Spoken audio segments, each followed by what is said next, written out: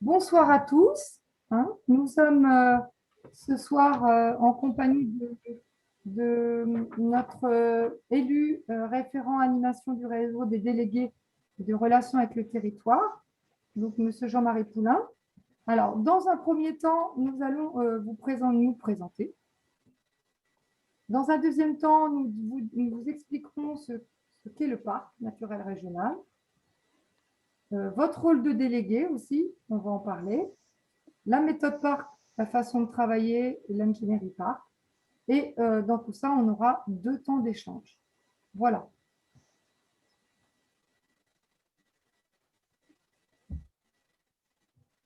Donc, on va se présenter ce soir à vous. Je laisse Jean-Marie Poulain intervenir. Alors, bonsoir à tous et à toutes. Donc, je suis Jean-Marie Poulain, délégué au parc naturel régional des Marais, du Cotentin et du Bessin. C'est mon 3e mandat. Voilà, c'est en tant que délégué de la commune de Monssenel, historiquement de la commune de Coigny, donc au cœur des Marais du Cotentin. 3e mandat où la première fois j'étais simplement délégué. Ensuite, je suis monté au niveau du comité syndical et ensuite au bureau. Voilà, ça fait partie un petit peu de mes ambitions d'être acteur au niveau du parc des Marais et qui pour moi est important quand on est vraiment habitant du parc des Marais de le faire vivre et de le faire connaître autour de nous. Donc juste quelques mots au niveau du… Je continue, Vanessa, ou vous vous présentez ou… Non, mais vas-y, on te laisse le temps de te présenter. Ok. Donc, pour moi, le parc naturel régional des Marais du Cotentin et du Bessin. Pourquoi du Bessin? On est présent sur 2 départements. Bien l'avoir en tête, nous sommes présents sur la Manche et le Calvados. Le parc s'étale sur un territoire à peu près de 147 000 hectares. Donc, il y a à peu près 30 000 hectares de marais. C'est vraiment l'histoire du parc, hein, c'était de faire vivre ces zones humides. Donc, on est présent sur 110 communes qui couvrent à peu près, il y a 75 000 habitants qui vivent dans le parc du Marais et ça regroupe une certaine diversité d'acteurs économiques. Donc, pour moi, c'est une institution qui a été créée en 1991 et donc, si vous calculez bien, cette année, on va fêter les 30 ans du parc. Donc, j'espère que vous serez tous là, si on le peut, se réunir à un moment donné au cours de l'année 2021 pour fêter les 30 ans du parc. Donc, c'est une organisation qu'on appelle un syndicat mixte. Mixte, pourquoi? Ce sont des collectivités qui forment en fin de compte le parc, hein, à partir des communes, des communautés de communes, des 2 départements et de la région. Donc, tous ont voté leur adhésion au parc, mais ensuite, tout le monde vote les moyens financiers et les missions que l'on confie au parc. Voilà.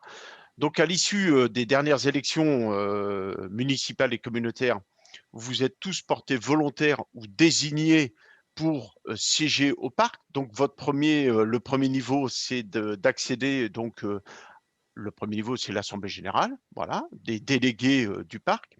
Ensuite, il y a un deuxième niveau. On va rentrer un petit peu plus, je pense, dans le détail après, mais le premier niveau, c'est le syndicat. C'est le comité syndical qui regroupe à peu près 58 membres qui sont composés donc de conseillers municipaux, départementaux, régionaux et communautaires.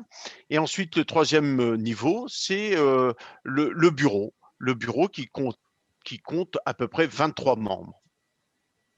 Donc pour moi, vous êtes le lien incontournable entre votre collectivité et vous êtes à l'écoute des habitants et de votre collectivité pour faire remonter toutes les informations vers le parc, mais inversement, du parc, vous recevez aussi des informations pour revenir vers votre collectivité et les habitants.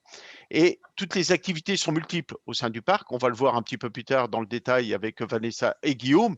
Mais tous les domaines d'intervention, il y a un bon nombre de domaines d'intervention. Je vous en donne quelques-uns. Hein. Ça peut être dans l'économie, ça peut être économie d'énergie, les mobilités douces, ça peut être les énergies renouvelables, tout ce qui tourne autour des haies, hein, replantation des haies bocagères, la préservation et gestion de la biodiversité, le tourisme durable, la rénovation du patrimoine, etc., etc. Donc, si vous voulez, c'est vraiment quelque chose qui est c'est une dimension assez vaste et sur lequel on peut s'appuyer sur une équipe technique qui est très pointue dans tous ces domaines-là et sur lequel je pense qu'il faut vraiment ne pas hésiter à aller vers eux pour avoir toutes ces informations, remonter toutes ces informations terrain qu'on a besoin et inversement tout ce qu'ils peuvent nous apporter. Et je pense qu'il y a un bel exemple tout de suite qui est en train de s'opérer, c'est ma commune en transition, dans lequel je pense que vous en avez dû en entendre parler au sein de chaque conseil municipal, sur lequel il y a des beaux projets qui sont à l'étude tout de suite et sur lequel le parc va accompagner avec des aides pour mettre en place tous ces beaux projets qu'on va pouvoir mettre en œuvre dans chaque municipalité. Voilà. Surtout question, je pense que ça reviendra un peu plus tard. Posez-vous bien la question, est-ce que j'ai déjà visité la maison du parc? Voilà.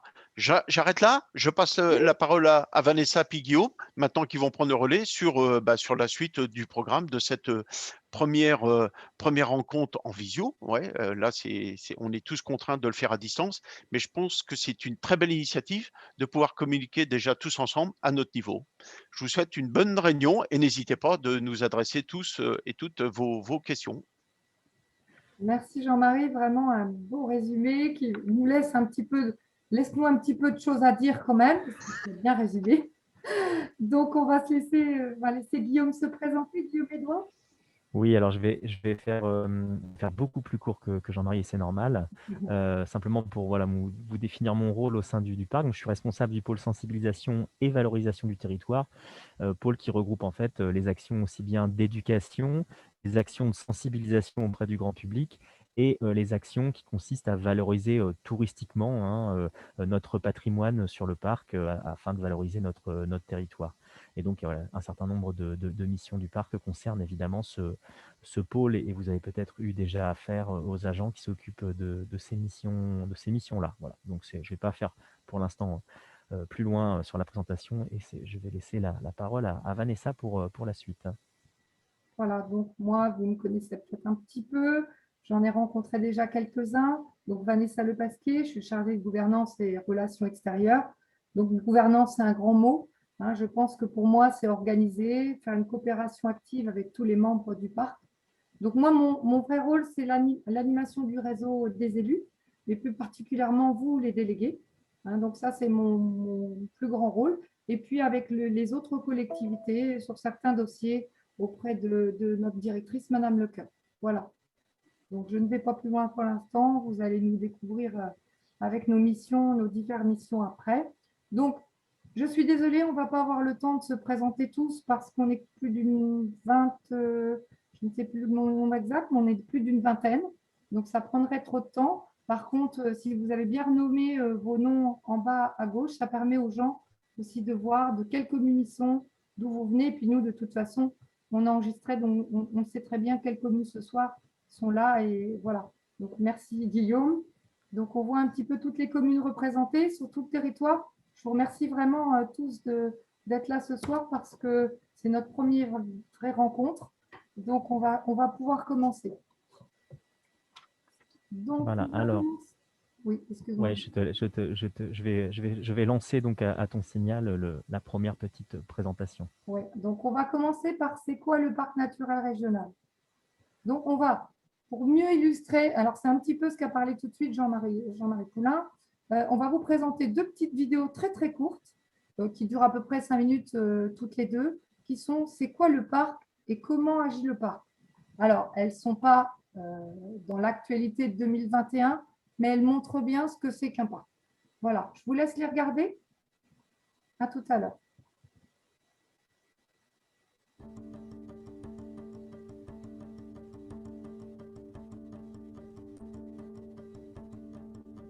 On compte aujourd'hui en France plus de 50 parcs naturels régionaux.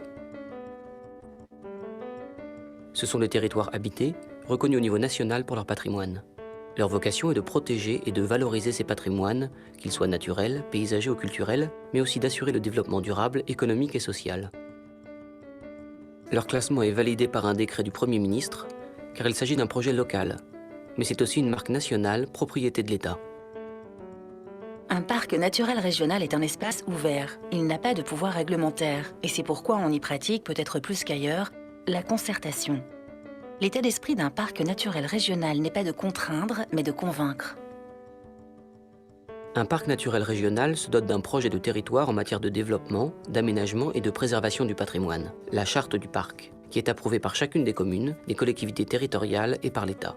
Cette charte est valable 12 ans. À son issue, le parc remet donc en question son label et réfléchit de nouveau à ses grands objectifs.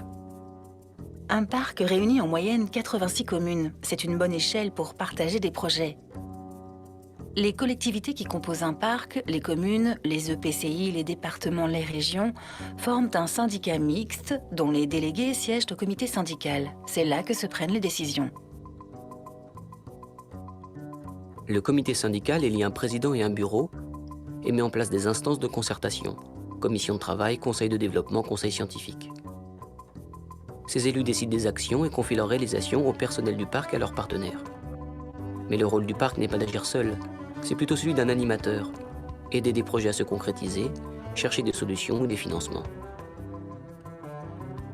Comme le syndicat mixte ne prélève pas d'impôts, le financement des actions vient de ses membres et des subventions qu'il obtient sur ses projets. Son financeur le plus important est le conseil régional. Le parc a un effet levier. Pour 1 euro collecté au niveau de son territoire, ce sont en moyenne 10 euros qui viennent de l'extérieur. Reste à agir. La loi confie 5 missions aux parcs naturels régionaux. L'information, la protection des patrimoines, l'aménagement du territoire, le développement économique et social, l'expérimentation. Mais chacun propose des projets, crée et expérimente.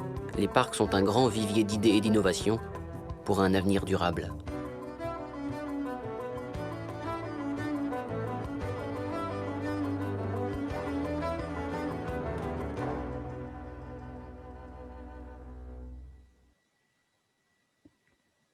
Alors, on va passer directement à une deuxième petite courte vidéo qui permettra d'avoir en fait un aperçu de comment agit un parc naturel régional. Voilà, surtout, faites-moi signe si jamais ça ne fonctionne pas pour vous, hein. Alors, mais pour l'instant, c'est bon. Agir dans un parc, c'est complexe. Voyons un exemple, l'opération Nénuphar dans le parc de la Brenne. Mais ce pourrait tout aussi bien être dans l'un des 50 autres parcs, ou encore dans le domaine de la culture, de l'économie, du tourisme, de l'énergie, de l'urbanisme, qui sont tous dans les objectifs de la charte du parc. Au départ, il y a un constat partagé. En quelques années, les herbiers aquatiques ont pratiquement disparu des étangs. Ils sont indispensables à la richesse naturelle et ils font aussi la beauté de la Brenne. Il faut donc agir. Le parc organise la concertation. Ici, autour de la table, des propriétaires d'étangs, des naturalistes, des pisciculteurs, des chasseurs, etc. Ensemble, ils construisent un projet, replanter des nénuphars à partir de racines issues des temps de Brenne. Reste à trouver les financements. C'est parfois un véritable parcours du combattant administratif. Ici, ce sont l'Agence de l'eau et l'Union européenne qui soutiennent l'opération. Enfin, du concret. 30 propriétaires se portent volontaires. Avec l'aide d'associations partenaires, le parc va réaliser 130 mètres enclos et y planter plus de 4000 nénuphars dans une soixantaine d'étangs.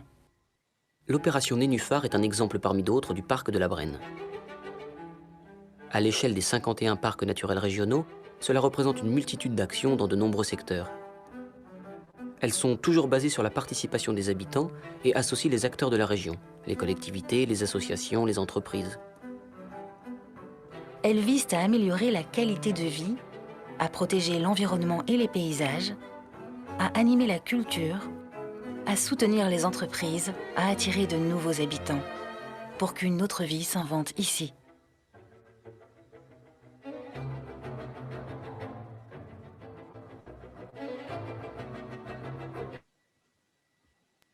Voilà, donc les deux petites vidéos assez courtes, donc, qui présentent un peu quand même ce qu'est un parc pour ceux qui n'avaient pas connaissance de cela.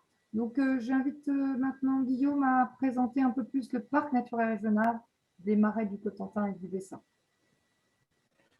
Alors voilà, donc après cette première petite vidéo, bah, tout simplement un petit regard sur notre territoire, puisqu'effectivement, tout à l'heure, Jean-Marie a pu indiquer que c'est un parc qui va du Cotentin au Bessin, donc qui est à cheval sur la Manche et le Calvados. C'est important parce qu'en fait, cette taille en fait, du parc, hein, le parc a une superficie importante, hein, de presque 150 000 hectares. Bah, ça veut dire que les préoccupations d'est en ouest ou du nord au sud ne sont pas forcément tout à fait les mêmes. On a des vallées différentes en particulier qui composent ce parc. Et si je voulais vous montrer cette carte, c'est pour vous montrer quand même vraiment cette particularité géographique du territoire avec ces zones basses. Évidemment, quand on parle de marais, hein, dans le Cotentin et dans le Bessin, ce ne sont pas des marais d'altitude, ce sont vraiment des marais qui sont très très bas. Et cette carte permet de le définir. On voit bien que le nord du Cotentin présente des collines qui sont beaucoup plus hautes, le bocage normand au sud aussi, hein, le Bessin lui-même est un peu plus haut que ces marais qui sont situés sur une zone plus basse entre cette côte est et cette côte ouest du territoire. Si ensuite on doit redescendre un petit peu dans le détail, on va se rendre compte que ce parc est organisé en fait en vallées. On a 5 grandes vallées. Alors si on part de l'est, on va avoir la vallée de l'Or. Ensuite, nous allons avoir la vallée de la Vire, la vallée de la Taute, la vallée de la Douve et la vallée de l'Ay. Et ces vallées vont collecter en fait, hein, les eaux qui vont tomber à la fois sur le Cotentin et à la fois sur le Bessin et les ramener côté est en BDV et côté ouest sur le havre de Saint-Germain. Et toute cette grande finalement irrigation du parc, c'est ce qui crée ces zones de marais qui sont en fait la caractéristique, ce qui a permis de créer en 1991 ce parc naturel régional. Alors, c'est important de revenir un peu à 91.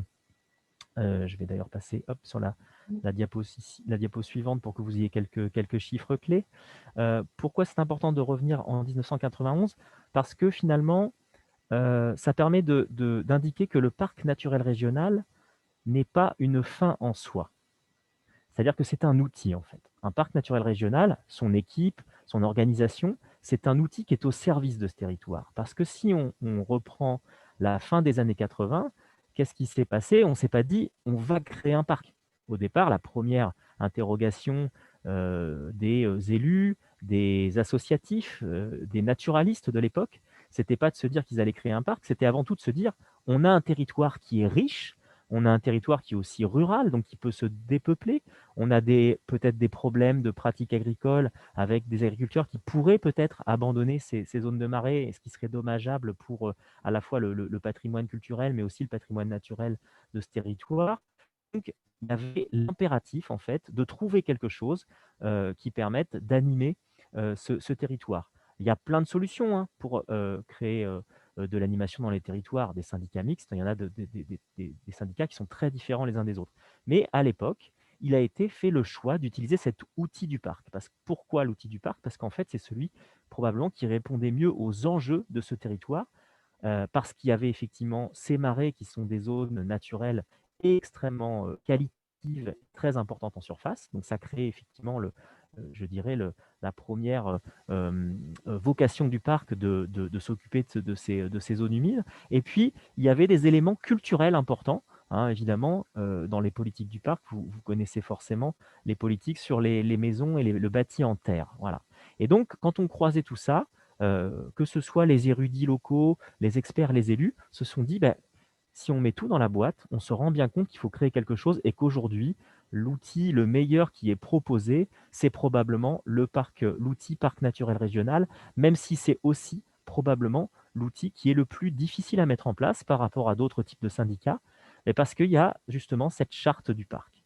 Hein, la charte du parc, c'est quelque chose qui est très important parce que il faut écrire les objectifs, il faut les proposer aux communes, il faut les proposer aux adhésions des communes, et ça, c'est quand même un élément qualitatif, c'est-à-dire que tout le monde s'est mis à un moment donné autour de la table pour rédiger cette charte de parc, hein. C'est quelque chose qui est collectif et c'est vrai que Jean-Marie l'a bien dit tout à l'heure, à un moment donné, l'ensemble des conseillers municipaux des 110 communes aujourd'hui, hein, parce qu'il y a eu un certain nombre de communes qui se sont réunies, hein, comme Mont-Senel par exemple, eh bien l'ensemble de ces communes est amené à chaque renouvellement de charte et évidemment à la création du parc, à voter. Voilà, chaque conseil municipal va voter et décider de savoir si sa commune va rentrer ou pas dans le parc. Donc c'est pour ça que c'est vraiment important de voir ce parc comme un outil, hein. C'est pas quelque chose qui serait le but ultime de notre territoire. C'est un outil qui est au service de ce territoire. Le plus important, c'est le territoire. Et donc, quand on dit que le plus important, c'est le territoire, bah, ça veut dire que le plus important, c'est ce qui crée ce territoire. Et ce qui crée ce territoire, évidemment, ce sont nos communes, ceux qui y habitent, ceux qui y travaillent, etc., etc. Et donc le parc est au service de ça.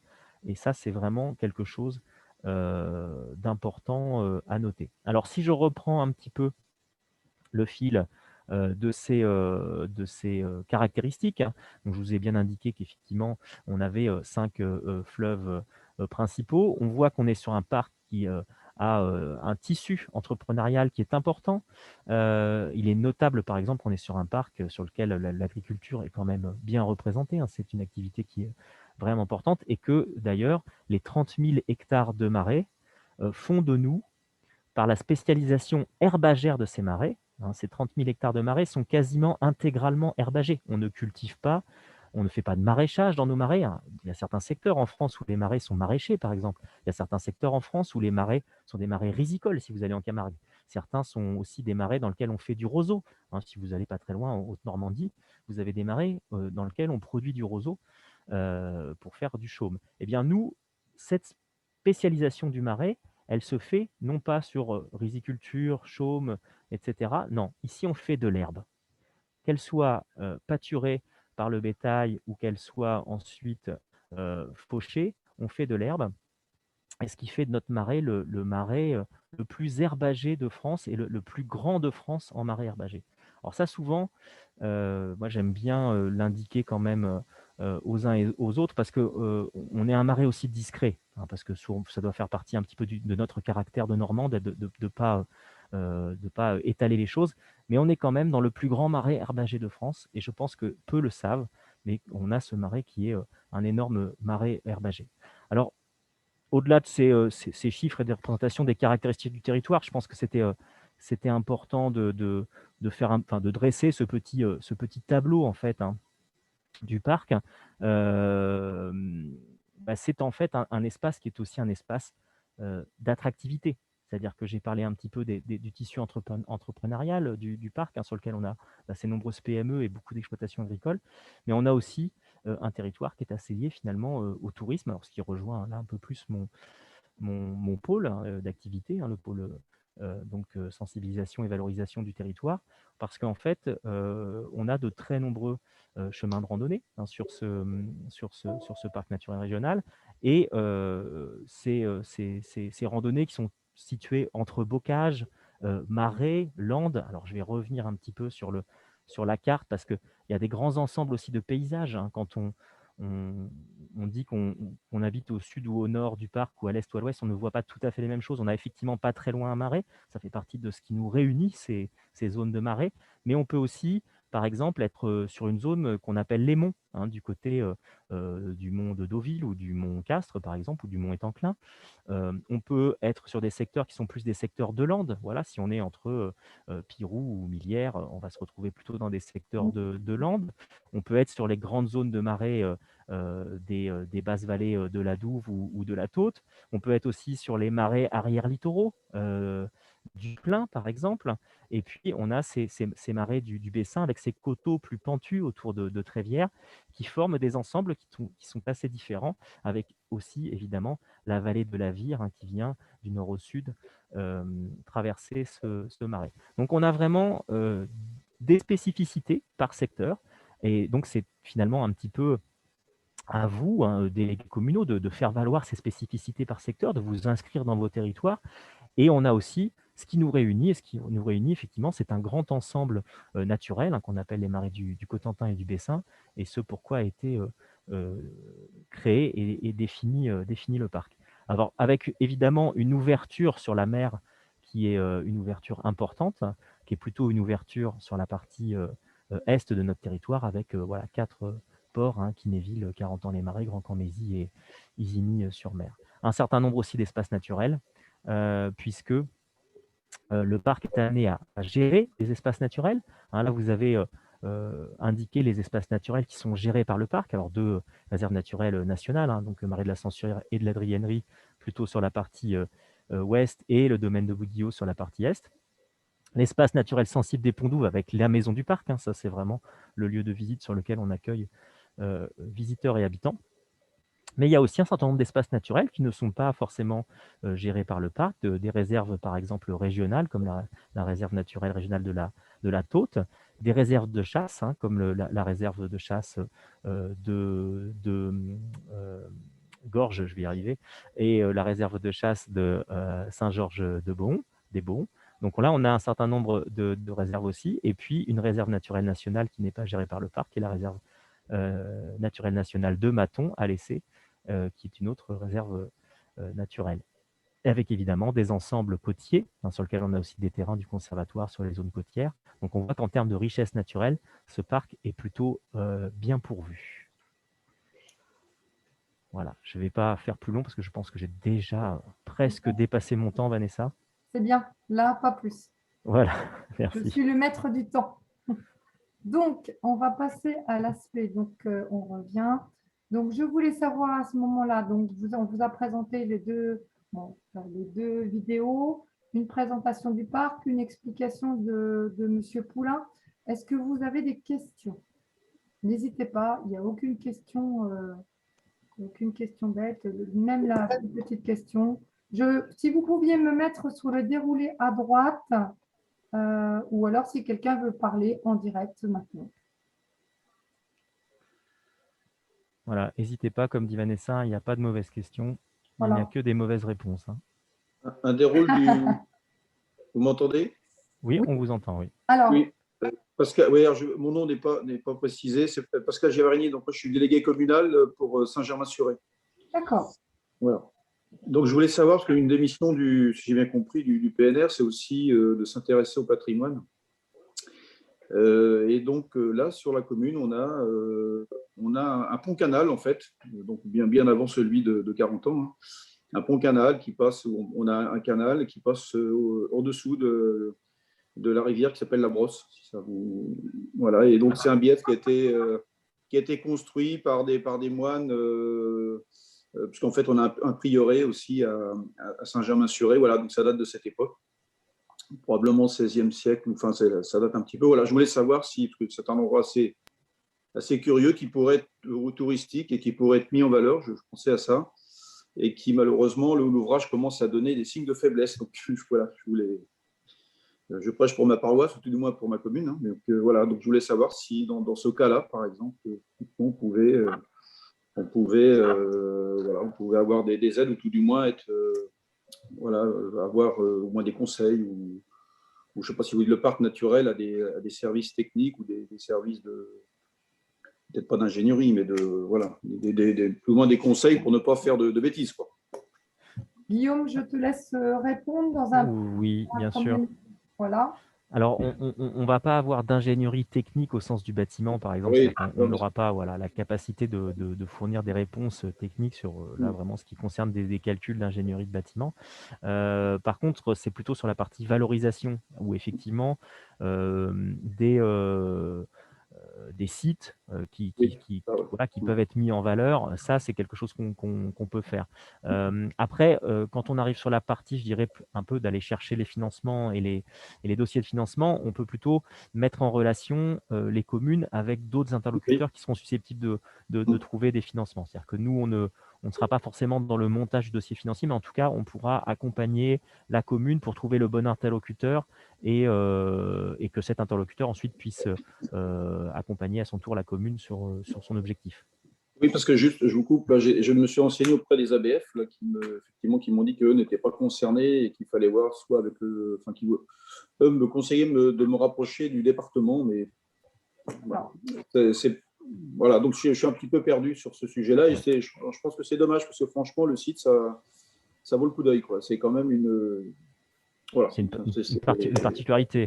C'est pas banal, quoi. Voilà. Donc, Et Guillaume, est-ce qu'il est identifié, nous, dans le patrimoine au sein du parc? Est-ce qu'il est répertorié ou pas Alors, il doit être répertorié, mais il n'est pas aujourd'hui valorisé. Hein. Donc, c'est vrai qu'entre entre la partie du fait de répertorier et ensuite la partie du fait de le valoriser et d'amener effectivement potentiellement des visiteurs à voir ce site, là, c'est une autre étape. Et donc, effectivement, ça peut être intéressant là de se mettre en lien avec notre service de valorisation du territoire pour justement regarder comment cet ouvrage peut être valorisé, à partir de quel moyen on peut valoriser cet ouvrage-là. D'accord. C'est exactement l'objectif, un des objectifs. Voilà. Alors, j'ai pris vos coordonnées et on vous recontacte. Je vous remercie. Vous prenez mes coordonnées à la fin. De toute façon, vous allez avoir toutes mes coordonnées. On ne vous lâche pas comme ça. On va voir comment on peut s'organiser. Voilà. Ne serait-ce par l'IDM du département, par nous. Enfin, voilà, on va voir. Voilà. Merci. Est-ce qu'il y a d'autres questions à ce niveau-là? On pourra reposer après. On peut continuer. Je vous propose de continuer. Et puis, on aura un autre temps pour des questions après le deuxième temps. Voilà. Alors, moi, je vais vous parler surtout, c'est quoi mon rôle de délégué, votre rôle de délégué aujourd'hui au parc. Donc, Guillaume, merci. Voilà, alors j'ai fait un petit schéma qui peut présenter un peu où est le délégué, où se situe le délégué parc, hein, entre le conseil municipal, les habitants et le syndicat mixte en tant que parc naturel régional. Alors, le délégué, il informe des problèmes ou des opportunités qu'il peut déceler dans l'exercice de son mandat. C'est-à-dire que vous êtes vraiment le rôle charnière, je dirais, entre les habitants que vous avez en direct, qui vous posent des questions, le conseil municipal qui, lui, va se poser aussi des questions, justement, comme disait le monsieur de Saint-Germain-sur-Aie tout à l'heure, se pose la question comment il doit faire par rapport à un patrimoine qu'il veut valoriser. Le parc peut vous aider à partager l'information, mais vous aussi, vous pouvez nous remonter l'information. C'est ce que vient de faire le délégué de Saint-Germain-sur-Aie. Je pense qu'on peut vous aider justement dans ce rôle de délégué. Nous, on a un rôle de facilitateur pour vous aider à vous mettre en relation avec vos habitants, avec le conseil. Voilà, vous avez vraiment le rôle d'ambassadeur du parc. Bon, aujourd'hui, vous êtes quand même 150 délégués sur 110 communes. Voilà. Donc, c'est pour ça qu'on a créé un petit peu quelqu'un pour vous aider en tant que délégué, parce que la mission, elle n'est pas simple. Souvent, vous êtes là nommé par choix ou parce que le conseil dit vous voulez être délégué parc, vous êtes délégué parc, mais vous ne savez pas en quoi est vraiment votre rôle. Voilà, on va être vraiment là pour vous aider dans ce rôle charnière que vous allez jouer entre la collectivité, votre collectivité adhérente et les habitants du territoire. Voilà. Est-ce que tu veux rajouter quelque chose, Guillaume, par rapport à ça? Non, mais c'est voilà, effectivement parfaitement décrit, c'est-à-dire que le rôle du délégué, c'est vraiment le rôle d'être à la fois valoriser sa commune auprès du parc et valoriser le parc auprès de sa commune. On est dans un double rôle où on joue dans les deux niveaux et je crois que c'est ça le plus important, c'est de montrer que finalement il y a quelque chose de gagnant-gagnant, hein, puisque le parc a pour vocation à valoriser les communes et les communes ont aussi vocation à valoriser le parc. C'est un outil aussi pour leur propre développement. Aujourd'hui, être une commune du parc, c'est quelque chose qui est valorisant finalement, aussi bien pour les habitants que pour ceux qui peuvent passer sur leur territoire. Je crois que la meilleure façon pour le faire, pour vous en tant que délégué au sein de votre conseil municipal, faut vraiment oser le faire, hein. Mais je pense qu'il faut pas hésiter à un moment donné à aller chercher un petit peu d'informations et le partager au sein de votre conseil municipal. le fait de le faire une fois ou deux fois ou trois fois un petit peu de temps ou de temps en temps, montre qu'en fin de compte, il y a des choses qu'il est bon de faire savoir au sein du conseil, mais inversement, ce que vous allez capter au sein de votre conseil, de le remonter vers le parc. C'est vraiment c'est vous qui faites le lien de communication entre l'interne chez vous et l'externe vers le parc. Donc ça, on peut vous y aider avec vraiment des outils de travail. Enfin, vraiment, on peut vous aider à ça. Donc, vous n'hésitez pas à revenir vers nous et de ça, on peut vous fournir beaucoup d'éléments pour justement, même lorsque vous intervenez au sein du conseil municipal, ce n'est pas toujours facile et on peut vous aider dans ça, avec différents supports, différents aides qu'on va vous expliquer tout à l'heure. Je crois que Monsieur Monsieur Bourbet a levé la main, oui. Oui, voilà. Oui, bonsoir. Marc Bourbet, je suis le maire délégué de Lauzon et adjoint à la commune nouvelle de Marigny-le-Lauzon. Donc j'avais une question, puisque la commune historique de Lauzon adhérait au parc naturel du Marais. Et désormais, c'est la commune de Marigny-le-Lauzon qui adhère, la commune nouvelle. Mais en ce qui concerne le territoire, j'aurais voulu savoir, parce que si je veux que les gens de la commune de Marigny, commune historique de Marigny, soient partie prenante dans le parc, mais ils sont hors territoire actuellement. Comment ça se passe? Alors, j'invite soit Monsieur Poulain à parler, soit Guillaume Edouin, c'est comme vous voulez. C'est une excellente question. C'est une excellente question qui est vraiment au cœur du débat actuellement, étant donné que nous sommes en plein cœur de révision de la charte, puisque là, on a une charte qui allait de 2010 à 2022, et donc là, on s'oriente de 2022 à 2000, je sais plus, 26, 20, la prochaine. La prochaine, ça finira en 2030. En 2030. Et donc, c'est vraiment au cœur de la réflexion de savoir sur le territoire, avec l'évolution des communes nouvelles et des communes nouvelles qui se sont agrandies, comment on porte le sujet sur l'agrandissement des communes. Et pour l'instant, je n'ai pas de réponse à vous apporter. Et voilà, à moins que Guillaume, si tu veux me compléter, mais c'est une excellente question. Ouais, sur la réponse formelle, en fait, comme effectivement le périmètre du parc est fixé à l'établissement de la charte. Donc la dernière charte, effectivement, elle a par exemple intégré le Lauzon et pas Marigny. Et donc ça veut dire qu'aujourd'hui le périmètre est resté celui qui est le périmètre historique des communes. Donc ça ne veut pas dire que l'ensemble de la commune nouvelle est exclu, mais ça veut dire simplement que certaines actions en fait ne sont éligibles que sur la partie de la commune historique. Et donc effectivement, comme le dit Jean-Marie, c'est maintenant qu'on doit se poser la question de l'intégration de ces communes nouvelles pour la charte à venir, qui va nous demander quelques années de travail, puisque on engage cette révision de charte et qu'elle sera proposée à la signature en 2025.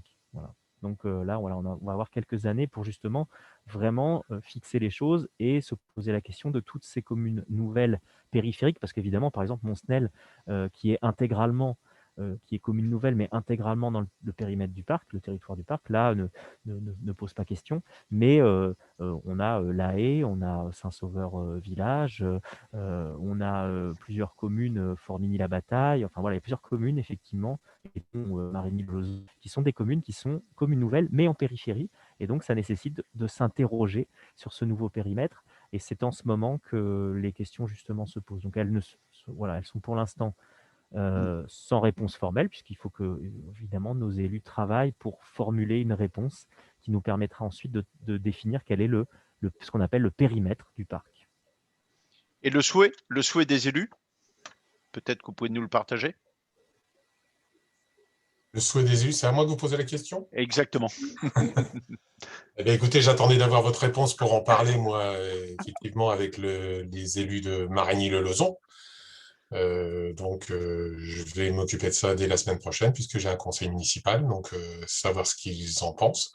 Pour moi, personnellement, ça me paraît intéressant, parce que ça permet de valoriser le territoire, et puis de créer véritablement une commune, quoi, puisque la commune nouvelle, si on veut avoir des bases, ça passe par là aussi. Donc, que tout le monde adhère, au syndicat mixte, hein, avec une attractivité, et puis des gens de Marigny qui puissent participer au parc. Voilà. D'accord, c'est noté. On va continuer, si vous le voulez bien, pour… Une question. alors, Encore. on pourrait continuer et dans le deuxième temps, est-ce qu'on pourrait faire en deuxième temps on va avoir un deuxième temps de questions, pouvoir dérouler parce qu'il est déjà 19h15. Pour les gens qui ne voudraient pas trop dépasser leur temps, je vous propose de remettre la question juste après. Si ça vous va? Oui, pas de problème. D'accord. Donc, on va passer donc à la méthode parc. Donc, Guillaume va vous présenter les missions au service de vos communes vers la transition. Alors, donc, effectivement, on indique voilà, des missions du parc qui sont au service des communes, alors, qui sont en fait plus largement au service du territoire. C'est-à-dire que quelquefois, il y a des missions sur lesquelles les communes vont être intégrées, partenaires, mais qui ne sont pas forcément des missions tout à fait au service des communes. C'est au service des communes et plus large, c'est au service aussi de ce qui se passe et de ce qui agit sur les communes. Hein, vous savez bien qu'en étant dans les conseils municipaux, que tout ne passe pas par le conseil municipal. Hein, la vie économique se poursuit sans forcément que le conseil municipal statue. Il y a des choses aussi qui sont intéressantes en termes de dynamique de nos territoires et qui ne passent pas par les conseils municipaux. Et heureusement d'ailleurs que tout ne passe pas par le conseil municipal. Mais par contre, les conseils municipaux sont aidants sur beaucoup d'actions qui peuvent avoir lieu dans les communes. Et donc, nous, on souhaite être aussi aidants sur ces actions. Alors, je ne vais pas faire un très grand inventaire à l'après-vert parce que ça ne serait pas forcément nécessaire, surtout qu'un travail très qualitatif a été réalisé, qui s'appelle le guide des délégués. Voilà, alors là, c'est la version noir et blanc que je vous présente, mais voilà, vous avez dû le recevoir en version un peu plus qualitative de votre côté.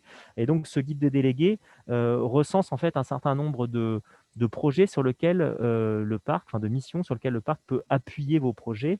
Alors, je vais en prendre simplement quelques-unes que vous avez peut-être pu voir passer en conseil municipal, comme par exemple l'appel à projet Ma commune en transition, qui a été nommé par Jean-Marie tout à l'heure, sur lequel là on est allé effectivement chercher un certain nombre de fonds qui permettent aujourd'hui aux communes de mettre en place des programmes de transition. Alors qu'est-ce qu'on appelle la transition? C'est quand même bien de le définir.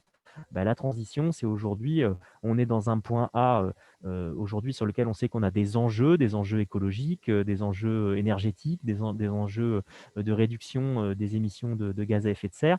Et puis, on doit arriver à un point B où en 2050, on est capable de réduire un certain nombre d'émissions, par exemple. Donc, et pour ça, il faut mettre en place des actions de réduction de la consommation d'énergie, par exemple. Et bien là, le parc peut appuyer à travers, par exemple, des appels à projets comme Ma commune en transition, que ce soit sur le plan de l'éclairage urbain, que ce soit sur le plan des déplacements. Là, il y a tout un tas de projets qui ont été déposés dans le cadre de cet appel à projet Ma commune en transition. Alors ça, ce sont des appels qui sont des appels à projets qui restent quand même ponctuels. C'est-à-dire que le parc va effectivement chercher les fonds pour être capable d'abonder ces projets, d'aider ces projets. Mais ça a un début et puis ça a une fin. Et ensuite, le parc va rechercher à nouveau des fonds pour essayer de mettre en place un nouvel appel à projet. Donc ça, c'est souvent le fonctionnement du parc. Il n'y a pas des services, je dirais, permanents dans lesquels il y aurait un guichet permanent avec des fonds permanents. Hein, il faut aller à chaque fois chercher ces crédits européens, crédits des territoires, pour pouvoir les proposer à nos communes. Je vais prendre quelques autres exemples qui sont que c'est peut-être, qui sont par exemple l'accompagnement de la rénovation et la plantation des haies bocagères, sur lequel, là, par exemple, on est intervenu sur 2 territoires spécifiques, en partenariat avec la baie du Cotentin et la COCM. Donc là, on a vraiment aussi des projets qui ont été menés au niveau intercommunal et qui peuvent avoir un impact sur les communes. Et je vais prendre un projet que j'accompagne aussi de mon côté, que sont les classes parcs. Alors, jusqu'à maintenant, les classes parcs étaient uniquement réalisées par les enseignants, et les communes étaient sollicitées un petit peu en arrière-plan. Aujourd'hui et surtout demain, on souhaite en fait qu'il y ait vraiment une vraie interaction, et que les classes parcs, qui permettent à nos enfants de découvrir leur environnement et les enjeux de demain, que ces classes puissent être menées conjointement entre le parc et les collectivités, et qu'on puisse accompagner les uns et les autres ces projets. Donc ça fait partie, voilà, des différentes choses, mais l'idéal, en fait, c'est d'aller tout simplement, vous l'avez déjà reçu, mais on peut retrouver ce guide des délégués sur le site internet, et ça, vous verrez dans les outils à disposition que Vanessa les a évidemment cités. Alors, dans la méthode PARC, hop, excusez-moi, j'ai oublié de mettre du coup la petite, voilà, j'ai oublié de mettre la petite diapo devant vos yeux, hein, qui permet d'illustrer ce que je viens de dire, c'est-à-dire que on est bien là sur cette politique de territoire, hein, sur lequel les territoires, hein, cet effet de transition, c'est-à-dire qu'on choisit un mode de développement qui nous permet de valoriser nos patrimoines et derrière aussi d'intégrer cette logique de la transition énergétique, de la transition écologique sur les territoires.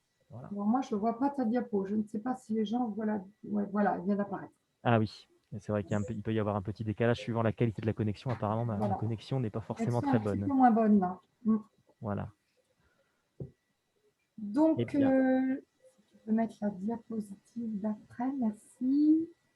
Voilà, donc, bien sûr qu'on va pas, on vous laisse pas comme ça en tant que délégué tout seul, etc. On a quand même des outils qui commencent à se mettre en place, hein, puisque pour les délégués, on commence à mettre la newsletter en place que vous avez déjà dû recevoir.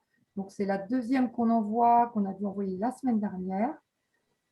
J'espère que vous la recevez. Si ce n'est pas le cas, il ne faut pas hésiter à revenir vers nous parce que ça peut très bien tomber dans les spams. Dans ces cas-là, il ne faut pas hésiter à nous remonter l'information.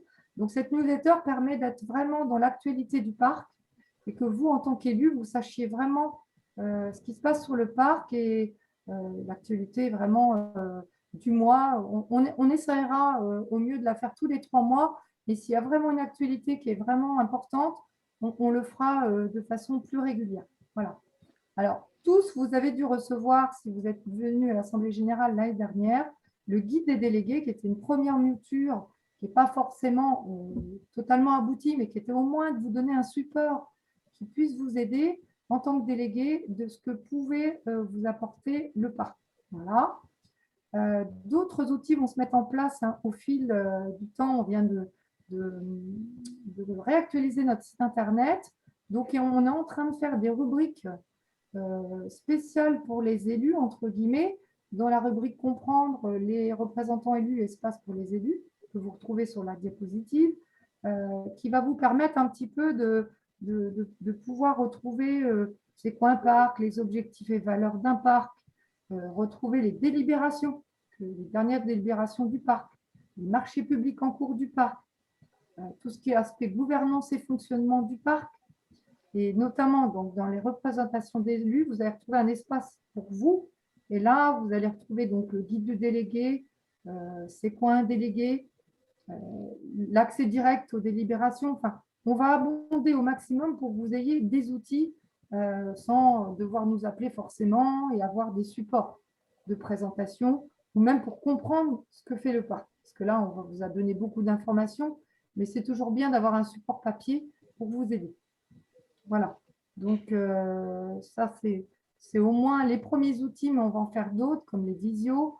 On va essayer de mettre en place d'autres thématiques qui vont peut-être vous parler, comme c'est quoi la charte, la révision de charte, qui va être quelque chose qui va sur plusieurs années être un travail de longue haleine pour vous, les élus. Donc, voilà. Donc, j'ai mis mon contact.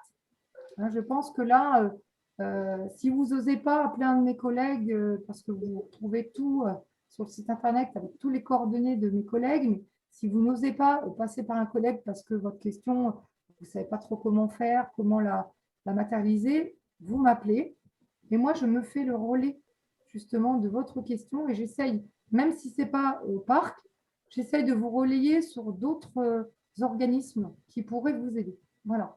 On ne vous laisse pas sans réponse. Bon, on ne pourra pas répondre à toutes les questions. Hein, le parc a un périmètre d'intervention, mais au moins vous relayez sur d'autres partenaires avec qui on a l'habitude de travailler ou mes collègues tout simplement. Voilà. Donc c'est un petit peu pour ça que mon poste a été créé. Voilà. Parce que je crois que les délégués se sentaient un peu seuls face à leur mission de délégué parc. Et je pense que c'est important que vous compreniez bien votre rôle d'ambassadeur et pour bien faire ce relais qu'on a expliqué tout à l'heure entre vos habitants, le conseil municipal. Voilà, c'est un peu l'idée. Et puis, c'est vous qui allez m'aider aussi à construire ce que vous voulez comme animation des délégués. Et peut-être même demain, on fera un club des délégués. Ce serait formidable.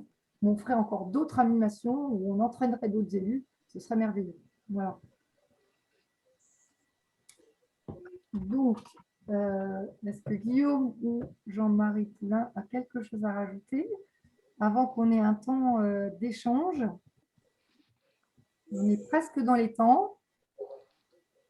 Non, moi j'invite tout le monde à venir à la Maison du Parc, mais le seul problème, c'est comme on est en crise, avec la crise sanitaire, difficile de venir, puisque pour l'instant, elle est fermée, je suppose. Oui. Non. Sur les aspects extérieurs, alors, les expositions Oui. sont fermées, évidemment. Oui. C'est-à-dire que tous les espaces intérieurs sont fermés. Par contre, tous les espaces extérieurs sont ouverts. Donc, pour l'instant, en tout cas, on croise les doigts pour que les espaces naturels restent ouverts et évidemment, tous les protocoles sanitaires sont mis en place sur la Maison du Parc. Alors, je sais qu'elle est excentrée, par exemple, pour les gens qui sont sur Pirou, mais sincèrement, il faut venir la visiter. Alors, je crois que Pirou a une question. Exactement. Voilà, c'était la transition, comme ma commune en transition. Alors, nous, on est peut-être un petit peu loin du parc, mais on profite de la communication. Hein, et je voulais justement un peu témoigner de ce qu'on a fait avec le parc. Hein. Par exemple, au niveau de l'éclairage urbain, alors là, ça date d'une proposition avec Ségolène Royal, c'est déjà un moment, mais on en avait profité. On a eu de la réhabilitation de mares pour protéger certains oiseaux, hein, dont le phragmite des joncs et le butor étoilé. On a eu aussi des animations nature parce qu'on a un parc naturel de loisirs. Hein, et donc, le parc est venu faire plusieurs animations, dont une qui a énormément plu sur les papillons de nuit, et avec des gens vraiment très compétents. Hein. Et actuellement, donc, nous avons monté un dossier, ma commune en transition. Hein, et je sais qu'au niveau de la commission, il y a eu un avis favorable. Donc maintenant, on attend la décision finale hein, pour justement faire aussi des aménagements dans notre parc. Hein. Et donc, le parc naturel régional, pour une commune comme Pirou, c'est vraiment un plus. C'est un label, hein, c'est une qualité de vie. Et donc, on souhaite que ça continue comme ça pour tous. Quoi, hein. Et merci pour tout. Excellent témoignage. Merci. Monsieur, alors, je n'ai plus le nom en tête, Pascal de Saint-Germain. Gévarigné, oui. Oui, moi j'avais une, trop simple. Hein. J'avais une question parce qu'en fait c'est mon premier mandat, hein, donc et j'avoue que sur certains sujets qui pour moi concernent quelque part le parc, hein, en fait ça se passe forcément dans le parc naturel, ben, je suis un petit peu perdu dans le sens où je ne sais pas à qui m'adresser. Typiquement pour des problèmes d'arrachage de haies, par exemple, de mise en place de portiques. Et donc là, dernièrement, pour un problème d'arrachage de haies, j'ai dû me renseigner auprès de l'OFB, du Conservatoire du Littoral, des DTM Environnement, la COCM, le technicien rivière. Enfin, c'est compliqué. Et en fait, je m'aperçois que je manque enfin, ce qu'il faudrait, c'est un point d'entrée quoi, pour aiguiller correctement les démarches parce que ça pose souci quoi. Et du coup c'est beaucoup moins efficace. Alors je pense que je peux être votre point d'entrée hein, pour certaines questions. Et moi je vais me faire le relais si je le peux. Bon, je ne pourrai pas, le parc va pas pouvoir tout régler, mais au moins vous mettre trouver les interlocuteurs. Il y a beaucoup d'interlocuteurs en fait. Hein, Alors, Guillaume, tu veux complémenter peut-être parce que tu vas être un peu plus spécialisé que moi sur ce domaine. Oui, alors. Pas ton domaine d'intervention, notamment sur l'arrachage de haies. Oui. C'est vrai que il se trouve que le domaine de l'environnement est toujours forcément un domaine un petit peu complexe parce qu'il y a plusieurs niveaux, plusieurs catégories, effectivement. Et quand on est sur le thème des haies, par exemple, il peut y avoir en fait plusieurs biais. Enfin, en tout cas, il faut étudier, grosso modo, chaque haie nécessite d'être étudiée suivant le propriétaire, suivant la période dans laquelle ça s'est passé. Voilà, parce que la plupart des haies sont bien coupées avec ce qu'il faut dans les bonnes périodes, etc.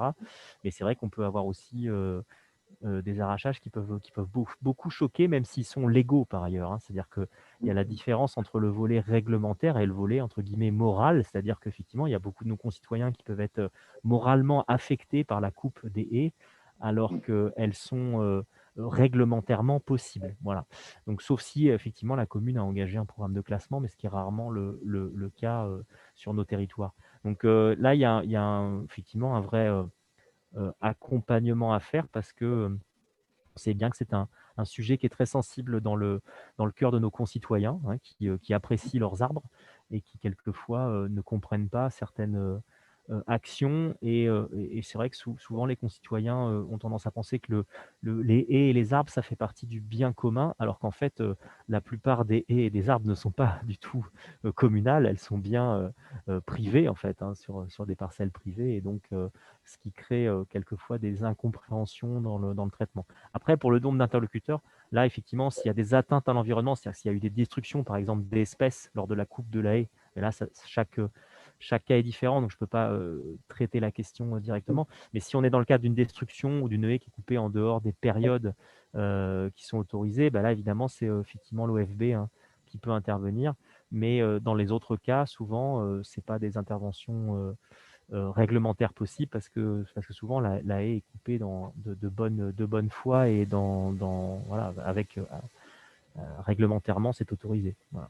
Mais ça, c'est vraiment à étudier. Et c'est vrai que je vous rejoins sur la complexité. C'est-à-dire qu'il faut ensuite avoir finalement toujours un peu plusieurs interlocuteurs parce qu'il n'y a pas une réponse unique. Et c'est ce qui crée peut-être la complexité, surtout d'un premier mandat où on doit peut-être au départ un peu tâtonner pour trouver quels sont les bons relais. Mais pour le coup, je crois que la réponse de Vanessa qui se propose voilà, de pouvoir prendre vos demandes, c'est une bonne... J'ai une autre question qui est un petit peu dans le même. Il pourrait être intéressant d'expliquer l'entretien des haies en concertation avec des agriculteurs impliqués dans les filières plaquettes bois, exemple Catteville. Voilà. Alors, n'y a-t-il pas d'obligation de replanter l'équivalent de ce qui est arraché pour les haies? Sur Catteville, on a des agriculteurs qui ont investi dans un hangar où des plaquettes de bois sont stockées. Et en fait, ces plaquettes de bois servent à chauffer des chaufferies de collège. Et on en parlait avec quelques voisins. C'est vrai que d'expliquer comment on entretient une haie pourrait être intéressant, notamment pour des habitants qui arrivent. Ils ne voient pas l'intérêt d'entretenir des haies. Les haies, c'est vivant, donc voilà, il faut pouvoir régulièrement y repasser. Et il existe des méthodes un peu modernes maintenant. Et je crois qu'il y a besoin d'une communication un peu sur le sujet. Le parc pourrait peut-être aider sur la question. Oui. Ouais, là, on a un spécialiste pour ça, hein, Vanessa et Guillaume. Un spécialiste qui s'est même proposé, de par les thématiques suivantes, de justement faire une information, y compris sur les chaufferies collectives.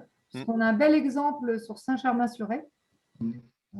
Donc, on a valorisé il n'y a pas très très longtemps, vous me reprendrez, monsieur le délégué de Saint-Germain, mais un beau projet qui a été fait dernièrement, enfin qui est même finalisé. Les travaux viennent de démarrer. Voilà, donc un beau projet de chaufferie collective.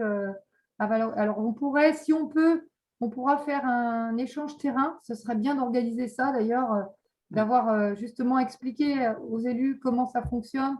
Et même le pouvoir l'expliquer sur le terrain, ce serait l'idéal. Autrement, ce sera une visio. Mais si on peut faire une thématique là-dessus avec une intervention sur le terrain, ce serait vraiment très, très bien.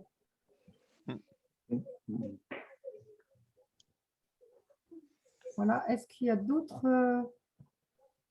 Il y avait une question sur l'obligation de replanter l'équivalent de ce qui est arraché pour les haies. Oui. Alors, ce n'est pas tout à fait ça. C'est qu'en fait, aujourd'hui, il y a un certain nombre d'éléments naturels dans le parcellaire agricole qui doivent être définis comme éléments naturels, qui peuvent composer des mares, des haies, etc.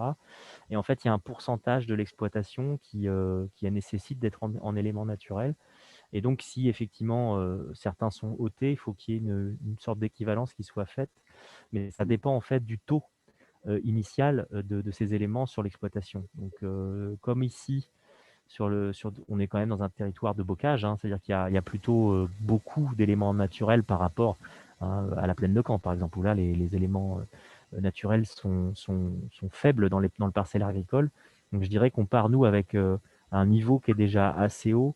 Voilà. Donc, souvent, il n'y a pas forcément besoin d'avoir cette équivalence qui se fait. Donc, il n'y a pas stricto sensu l'équivalent. Par contre, et ça, c'est quelque chose qui est en tout cas poussé par le parc, c'est la réalisation de plans de gestion du bocage. C'est-à-dire qu'en fait, qu'on soit susceptible sur plusieurs années de prévoir l'entretien et donc de prévoir le bois qui va être amené potentiellement sur de la plaquette pour pouvoir faire cet entretien en ayant des sources énergétiques qui soient régulées sur plusieurs années. Parce que l'objectif, c'est pas qu'il y ait des années où on coupe tout, on a plein de plaquettes, et des années où on n'en a pas du tout. C'est au contraire qu'il y ait un effet de gestion de ces plaquettes à travers des plans de gestion bocage.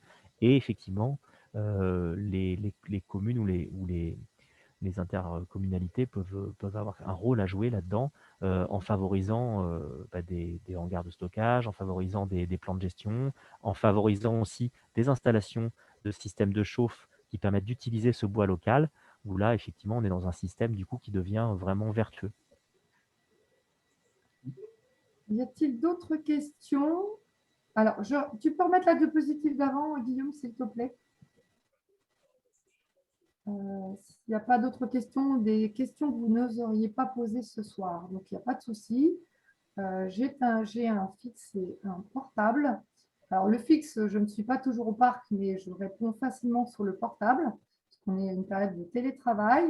Mais n'hésitez pas, par mail, par téléphone, n'hésitez pas à me contacter et me poser des questions. Je crois qu'il y a des délégués qui ont très bien compris, qui me posent des questions et j'y réponds.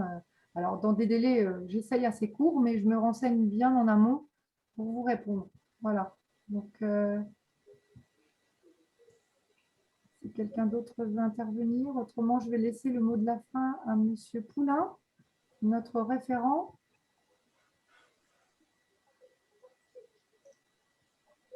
Bon, je pense qu'il n'y a pas d'autres voilà. Pour l'instant, questions. ça va venir plus tard, je pense.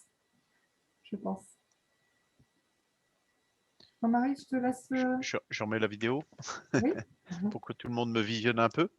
Non, bah, écoutez, moi, en mot de la fin, j'ai trouvé fort intéressant la discussion, les questions et puis la présentation qui paraît peut-être un peu succincte, mais c'est pas la peine d'aller beaucoup plus loin pour vous noyer un petit peu dans tout ce qui est mené. Mais sachez qu'il y a vraiment beaucoup de domaines dans lesquels le parc intervient. Et vraiment, je vous invite à venir quand ça sera possible à la Maison du Parc, mais dans un premier temps à communiquer auprès de Vanessa pour qu'on soit vraiment, qu'on vienne vers vous avec des éléments de réponse et petit à petit rétablir cette communication. C'est super important pour faire savoir que le parc mène de très belles actions. Et je pense que le témoignage qu'on a eu de la commune de Pirou est vraiment une très belle action là. Et je pense qu'il y a d'autres communes qui pourraient en témoigner comme ça. Moi, au sein de ma commune, Monsonnel, une des actions qu'on a menées le parc en lien avec le CAUE, c'était lors de la réunification des 4 communes, qui étaient donc Coigny, Saint-Georges, Prétot, Sainte-Suzanne et Litaire, faire connaître la commune, la nouvelle commune à l'ensemble des habitants de la commune. Donc, on a fait plusieurs petits groupes de travail au travers, pour faire connaître le patrimoine, faire connaître les arbres, etc., le paysage, l'environnement, etc. Et ça aboutit à la création d'un parcours de géocaching que vous pouvez retrouver sur le site de Monsonnel et que je vous invite à venir le pratiquer. Mais voilà, avec le parc, on a pu mettre ça en œuvre et faire un petit peu de communication. Et ça a plu pour tous ceux qui ont adhéré à cette démarche-là. Donc voilà, je vous invite vraiment à vous rapprocher du parc. Et au fur et à mesure qu'on avancera tous ensemble, le parc sur notre territoire se fera connaître. Et puis petit à petit, auprès de tous les touristes qui viennent découvrir notre super région. Voilà. Écoutez, merci à tous. Je ne sais pas s'il y a d'autres questions. Je pense que oui. Une dernière question, mais qui va peut-être vous emporter un peu loin. Je pense, Madame Milot, juste une question. Pensez-vous du projet Hommage aux héros? Alors, sur le territoire du parc, tout le monde n'est peut-être pas au courant de ce projet. Donc, c'est peut-être un peu difficile d'en parler ce soir pour conclure. Madame Milot, si vous voulez intervenir 5 minutes, mais je pense que c'est peut-être pas le moment pour en discuter. Madame Milot. Ah, on n'a pas Madame Vous avez Milot. un micro ou… Donc, c'est peut-être une question qui va vous prendre beaucoup de temps ce soir. Je vous invite à vous rapprocher. Alors, de après, moi, on peut avoir juste simplement une réponse formelle, c'est-à-dire qu'aujourd'hui, voilà, effectivement, on entend parler de projets, mais pour l'instant, en tout cas, le parc n'a pas été consulté. Il aura forcément un avis à donner qui est un avis consultatif, comme beaucoup de projets, beaucoup d'aménagements, et sur lequel ce sont nos élus du bureau qui se réunissent et qui donnent un avis sur la question, mais l'avis n'ayant pas encore été demandé, l'avis du parc n'ayant pas encore été demandé, pour l'instant, le parc n'a pas émis d'avis sur cette question, voilà, de manière purement formelle. Voilà, je ne sais pas si Jean-Marie, tu peux ajouter Non, éventuellement non, quelque non. chose au Là, niveau du bureau. je n'ai pas d'éléments plus à ajouter. Ouais. Voilà, ben, écoutez, on va être à peu près dans les temps ce soir. Je vous remercie beaucoup de votre participation à tous, parce que malgré tout, nous étions plus de à peu près 24 délégués. Donc, merci à vous tous et à bientôt. Et je vous transmets d'ici la semaine prochaine la vidéo, le lien vidéo et le diaporama et à l'ensemble des délégués qui n'ont pas pu assister. Bonne soirée. Merci. Bonsoir. Bonsoir. Bonne soirée, Bonsoir à merci. tous. Yo, méchant.